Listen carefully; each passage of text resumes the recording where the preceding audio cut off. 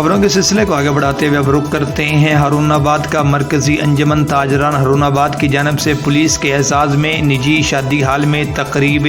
ڈکیتیوں کے ملزم ٹریس کرنے پر D P O Bahawalnagar اور S H O city Haroonabad کو گولڈ میڈل دیا گیا۔ مزید اسی حوالہ سے دیکھتے ہیں ہارون آباد سے ارشد علی غوری کی یہ رپورٹ۔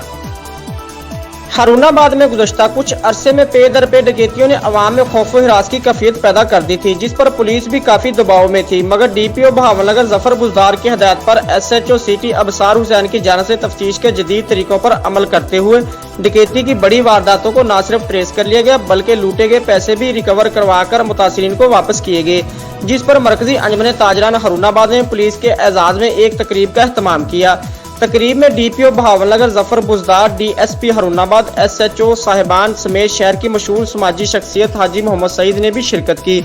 تاجران کی جانب سے D P O Bahawalnagar کو اور S H O city Haroonabad اور اے سی ہارون آباد فضل الرحمان کو گولڈ میڈل دیے گئے، جبکہ اس موقع پر D P O Bahawalnagar Zafar Buzdar کی جانب سے حاجی محمد سعید صاحب کو سماجی فلاحی خدمات پر بھی گولڈ میڈل دیا گیا۔ کیمرہ ٹیم کے ساتھ ارشد علی غوری، ہارون آباد۔